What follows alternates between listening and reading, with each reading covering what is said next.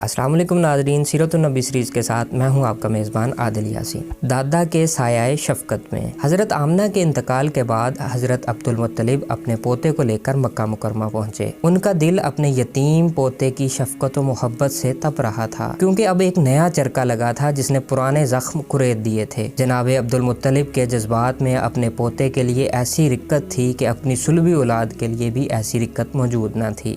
چنانچہ قسمت نے رسول اللہ صلی اللہ علیہ وسلم کو تنہائی کے جس صحرا میں لا کھڑا کیا تھا، جناب عبد المطلب اس میں آپ کو تنہا چھوڑنے کے لیے تیار نہ تھے، بلکہ آپ کو اپنی اولاد سے بڑھ کر چاہتے تھے اور بڑوں کی طرح ان کا احترام کرتے تھے۔ ابن ہشام کا بیان ہے کہ جناب عبد المطلب کے لیے کعبہ کے سائے میں ایک فرش بچھایا جاتا۔ ان کی عظمت کے پیش نظر کوئی لڑکا ان کے فرش پر نہ بیٹھتا تھا، لیکن رسول اللہ صلی اللہ علیہ وسلم تشریف لاتے تو فرش پر بیٹھتے۔ آپ ابھی کم عمر بچے تھے، لہٰذا آپ کے چچا حضرات آپ کو پکڑ کر فرش سے اتارتے تو جناب عبد المطلب کہتے، میرے اس بیٹے کو چھوڑ دو، باخدا اس کی شان نرالی ہے۔ پھر آپ صلی اللہ علیہ وسلم کو فرش پر بٹھا لیتے، اپنے ہاتھ سے ان کی پیٹھ سہلاتے اور ان کی نقل و حرکت دیکھ کر خوش ہوتے۔ آپ کی عمر ابھی 8 سال 2 مہینے 10 دن ہوئی تھی کہ دادا جناب عبد المطلب کا سایہ شفقت بھی اٹھ گیا۔ ان کا انتقال مکہ مکرمہ میں ہوا۔ وفات سے پہلے وہ آپ صلی اللہ علیہ وسلم کے چچا جناب ابو طالب کو آپ صلی اللہ علیہ وسلم کی کفالت کی وصیت کر گئے۔ شفیق چچا کی کفالت میں جناب ابو طالب نے اپنے بھتیجے کی کفالت کا حق بخوبی ادا کیا۔ آپ صلی اللہ علیہ وسلم کو اپنی اولاد میں شامل کیا، بلکہ اس سے بھی بڑھ کر مانا۔ 40 سال سے زیادہ عرصے تک قوت پہنچائی اور اپنی حمایت کا سایہ دراز رکھا۔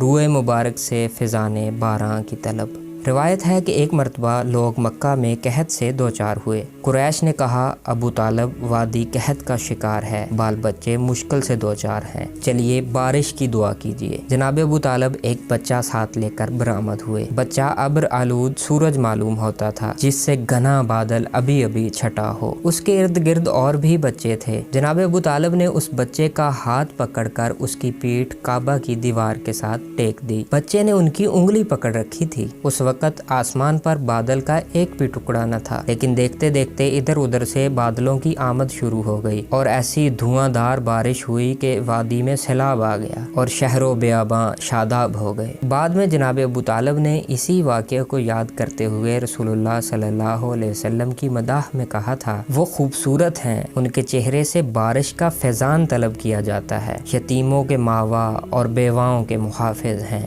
بحیرہ راہب۔ جب آپ صلی اللہ علیہ وسلم کی عمر 12 برس ہوئی تو جناب ابو طالب آپ صلی اللہ علیہ وسلم کو لے کر تجارت کے لیے ملک شام کے سفر پر نکلے اور بصرہ پہنچے۔ بصرہ شام کا ایک مقام اور حوران کا ایک مرکزی شہر ہے۔ اس وقت یہ جزیرۃ العرب کے رومی مقبوضات کا دارالحکومت تھا۔ اس شہر میں جرجیس نامی ایک راہب تھا جو بحیرہ کے لقب سے معروف تھا۔ جب قافلے نے وہاں پڑاؤ ڈالا تو بحیرہ راہب اپنے گرجا سے نکل کر قافلے کے اندر آ گیا اور اس کی میزبانی کی، حالانکہ اس سے پہلے وہ کبھی نہیں نکلتا تھا۔ اس نے رسول اللہ صلی اللہ علیہ وسلم کو آپ کے اوصاف کی بنا پر پہچان لیا اور آپ صلی اللہ علیہ وسلم کا ہاتھ پکڑ کر کہا، یہ سید العالمین ہے، خدا انہیں رحمت للعالمین بنائے گا۔ جناب ابو طالب نے کہا، آپ کو یہ کیسے معلوم ہوا؟ اس نے کہا، جب تم لوگ گھاٹی کے اس جانب نمودار ہوئے تو کوئی بھی درخت یا پتھر ایسا نہیں تھا جس نے سجدہ نہ کیا ہو، اور یہ چیزیں نبی کے علاوہ کسی اور کو سجدہ نہیں کرتی۔ اس کے علاوہ میں انہیں مہر نبوت سے پہچانتا ہوں جو کندھے کے نیچے نرم ہڈی کے پاس سیب کی طرح ہے، اور ہم انہیں اپنی کتابوں میں بھی پاتے ہیں۔